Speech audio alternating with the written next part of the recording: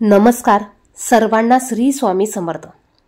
बघा सध्या आषाढ महिना सुरू आहे आणि आषाढ महिना संपून लवकरच श्रावण महिन्याला सुरुवात होत आहे। तर या आषाढ महिन्यामध्ये दीप अमावस्येला म्हणजेच आषाढ अमावस्येला आपण घरी साध्या सोप्या पद्धतीने दीपपूजन कसे करावे, दीपपूजन का करावे, पूजा कशी मांडावी, पूजा मांडताना किंवा पूजा करताना कोणता मंत्र म्हणावा, त्याचप्रमाणे लहान मुलांना कसं ओवाळावं आणि का ओवाळावं या सर्व विषयीची माहिती आपण आजच्या व्हिडिओमध्ये बघणार आहोत। तर व्हिडिओ संपूर्ण बघा, कुठेही स्किप करू नका। चॅनेलवर जर का तुम्ही नवीन असाल तर असेच माहितीची व्हिडिओ बघण्यासाठी चॅनेलला सबस्क्राइब करा। यंदा 2024 मध्ये आषाढ अमावस्या म्हणजेच दीप अमावस्या ही 4 ऑगस्ट 2024 या दिवशी साजरी केली जाणार आहे। आषाढ महिन्याचा शेवटचा दिवस म्हणजेच आषाढ अमावस्या, यालाच दीप अमावस्या, दर्श अमावस्या असे देखील म्हटले जाते। तर 2024 मध्ये आपल्याला दीपपूजन हे 4 ऑगस्ट 2024 या दिवशी करायचं आहे। आपल्या घरामध्ये जेवढे दिवे असतील, समया असतील किंवा निरांजन असतील, लहान असो मोठे असो, सर्व दिवे तुम्हाला घ्यायचे आहेत। सर्व दिवे तुम्हाला व्यवस्थित स्वच्छ करून धुवून कोरडे करून घ्यायचे आहे। दीप अमावस्येच्या दिवशी तुम्ही दीपपूजन हे सकाळी करू शकतात किंवा संध्याकाळी दिवे लागणीच्या वेळेला देखील तुम्ही करू शकतात। सर्वात अगोदर ही सर्वात मोठी अमावस्या आहे, त्यामुळे बघा आपण अमावस्येला भरपूर असे उपाय करत असतो। त्यातले काही उपाय म्हणजे या दिवशी सकाळी उठल्यावर आपल्याला घराचा मुख्य दरवाजा स्वच्छ करून घ्यायचा आहे, उंबरठा स्वच्छ पुसून घ्यायचा आहे आणि उंबरठ्यावर आवर्जून न विसरता हळदीचं लेपन आपल्याला करायचं आहे। त्याचप्रमाणे मुख्य दरवाजाला आंब्याच्या पानांचं तोरण लावायचं आहे। यामुळे आपल्या घरामध्ये कोणत्याही प्रकारची नकारात्मक ऊर्जा, वाईट शक्ती घरात प्रवेश करत नाही। त्यानंतर आपण दीपपूजन हे संध्याकाळी करू शकतो किंवा सकाळी करू शकतो। जर का तुम्ही दीपपूजन सकाळी करणार असाल तर नुसते तुम्हाला दिव्यांची सकाळी पूजा करून घ्यायची आहे, आणि जर का तुम्ही संध्याकाळी दीपपूजन करणार असाल तर या पद्धतीने तुम्हाला दिव्यांची पूजा करून घ्यायची आहे।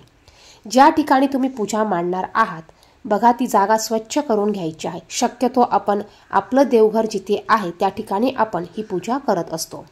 तुमच्या घरात जेवढे पण दिवे असतील, समया असतील, निरंजन असतील, तुम्हाला ती सर्व दिवे घ्यायचे आहेत, स्वच्छ घसून घ्यायचे आहेत आणि कोरडे तुम्हाला करून घ्यायचे आहेत। या दिवशी लहान मुलांना देखील ओवाळलं जातं। ते कसं ओवाळायचं हे देखील आपण व्हिडिओच्या शेवटी बघणार आहोत। तुम्ही जिथे पूजा मांडणार आहात ती जागा स्वच्छ करून घेतल्यावर तुम्हाला एक पाट किंवा चौरंग घ्यायचा आहे। अगोदर तुम्ही खाली रांगोळीने स्वस्तिक काढून घ्या, त्यावर हळदी कुंकू अक्षता टाका, त्यावर एक पाट किंवा चौरंग तुम्हाला ठेवायचा आहे, त्यावर एक स्वच्छ कपडा तुम्हाला अंथरून घ्यायचा आहे। आता दिवे ठेवताना तुम्ही सकाळी जर का पूजा करणार असाल तर तुम्हाला फक्त दिवे ठेवायचे आहे आणि त्याची पूजा करायची आहे। त्यानंतर संध्याकाळी तुम्ही हे दिवे प्रज्वलित करून त्याची पुन्हा पूजा करायची आहे। आणि जर का तुम्ही संध्याकाळी पूजा करणार असाल तर पहा, तुम्हाला पाटावर चौरंगावर एक स्वच्छ कपडा अंथरून घ्यायचा आहे। जितके तुमच्याकडे दिवे असतील तेवढी तुम्हाला तांदळाची रास तुम्हाला पाटावर ठेवायची आहे। दिवे कधीही आपल्याला खाली ठेवायची नसतात, तर दिव्याला आपल्याला काहीतरी आसन द्यायचं असतं। यासाठी तुम्ही जितके दिवे असतील तितकी तुम्ही पाटावर तांदळाची रास तुम्हाला ठेवायची आहे आणि या रासेवर तुम्हाला दिवे ठेवायचे आहेत। दिव्यामध्ये तुम्हाला जोड वात घालायची आहे आणि या दिव्यांमध्ये आपल्याला तेल घालायचं असतं। आपल्याला या दिव्यांमध्ये तेल घालायचं आहे आणि आपण जी कणकेची दिवे बनवणार आहोत, आपण ह्या दिव्यांना ओवाळण्यासाठी जी कणकेची दिवे बनवणार आहोत त्या दिव्यामध्ये आपल्याला तूप घालायचं आहे। तर या पद्धतीने तांदळाची रास ठेवून दिवे इथे मी ठेवून घेतलेले आहे। जर का तुमच्या पाटावर जागा असेल तुम्ही सर्वात अगोदर गणपती बाप्पांची पूजा करून घेतली तरी चालेल। एक सुपारी घ्या, गणपती बाप्पांचं प्रतीक म्हणून तुम्ही पाटाच्या उजव्या बाजूला गणपती बाप्पांची पूजा करून घेऊ शकतात। आता या ठिकाणी मी सर्व दिवे ठेवून घेतलेले आहे। यामध्ये आपल्याला तेल ओतून घ्यायचं आहे, यामध्ये जोड वात घ्यायची आहे आणि हे सर्व दिवे प्रज्वलित करून घ्यायचे आहे। सर्व दिवे प्रज्वलित केल्यावर आपल्याला ह्या दिव्यांना फुलं अर्पण करायची आहेत, हळदी कुंकू आपल्याला लावून घ्यायचं आहे, धूप दीप आपल्याला ओवाळून घ्यायचा आहे। आता ह्या दिव्यांची पूजा तुम्ही संध्याकाळी करणार असाल तर तुम्हाला या पद्धतीने पूजा करायची आहे। सकाळी करणार असाल तर नुसत्या दिव्यांची पूजा करा आणि संध्याकाळी त्यामध्ये तेल घालून पुन्हा हळदी कुंकू फुलं अक्षदा अर्पण करून दिव्यांची पूजा करून घ्या। यानंतर ह्या दिव्यांना तुम्ही थोडासा गोडाचा कोणताही प्रसाद ठेवू शकतात। त्यानंतर आपल्याला कणकेचे 5 दिवे बनवायचे आहेत। ह्या कणकेमध्ये आपल्याला मीठ आणि हळद अजिबात वापरायची नाही। काही ठिकाणी पुरणाचे दिवे बनवले जातात। तुमच्याकडे जशी पद्धत असेल त्या पद्धतीने 5 किंवा 7 दिवे तुम्हाला बनवून घ्यायचे आहे। हे 5 दिवे बनवल्यानंतर ते आपल्याला एका ताटात ठेवायचे आहे आणि हे दिवे ह्या पूजेच्या समोर आपल्याला ते ताट ठेवायचे आहे। त्यातील ते दिवे आपल्याला सर्व प्रज्वलित करून घ्यायचे आहेत। त्या दिव्यांना देखील आपल्याला हळदी कुंकू वाहून त्या दिव्यांची पूजा करायची आणि मग त्या दिव्यांनी आपल्याला ह्या सर्व दिव्यांची आरती करून घ्यायची आहे। म्हणजेच आपल्याला त्या दिव्यांनी ह्या दिव्यांना ओवाळून घ्यायचं आहे। दिव्यांनी ओवाळत असताना आपल्याला दिव्याचा मंत्र म्हणायचा आहे। एक म्हणजे आपण नेहमी जो मंत्र म्हणतो शुभम करोति कल्याणम, हा जो मंत्र आहे दिव्या दिव्या दीपककार, तुम्ही हा मंत्र म्हणू शकतात किंवा जो दुसरा मंत्र आहे तो मंत्र देखील तुम्ही म्हणू शकतात।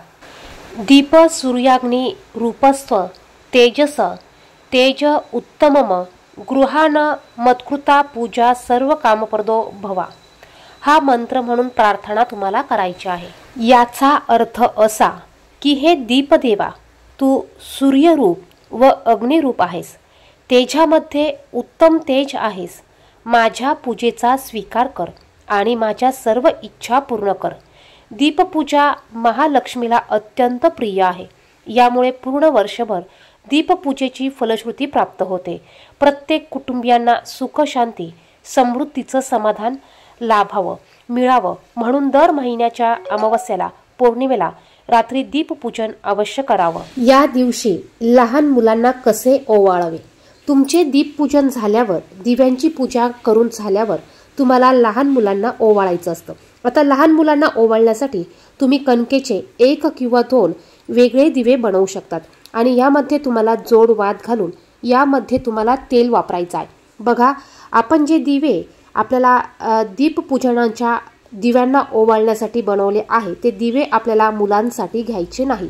मुलांसाठी 2 वेगळे दिवे बनवायचे, यामध्ये तेल घालायचं आहे, जोड वात घालायची आहे आणि या दिव्यांनी आपल्याला मुलांचं औक्षण करायचं आहे। तर बघा, प्रकाश अंधकार दूर करून सारे काही उजळून टाकते असं मानलं जातं।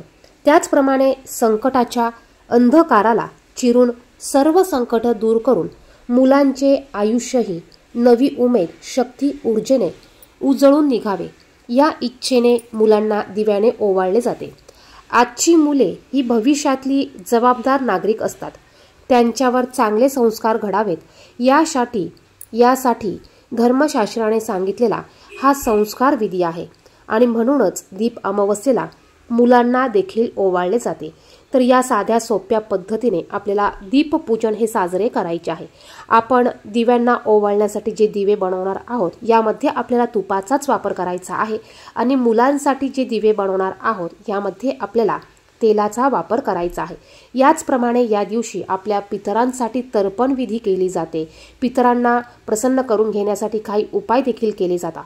त्याचे व्हिडिओ देखील आपल्या चॅनलवर लवकरच येणार आहे। ते व्हिडिओ पाहण्यासाठी चॅनलला सबस्क्राइब करा आणि बाजूच्या बेल आयकॉनला प्रेस करा। कमेंट बॉक्समध्ये श्री स्वामी समर्थ नक्की लिहा। धन्यवाद। श्री स्वामी समर्थ।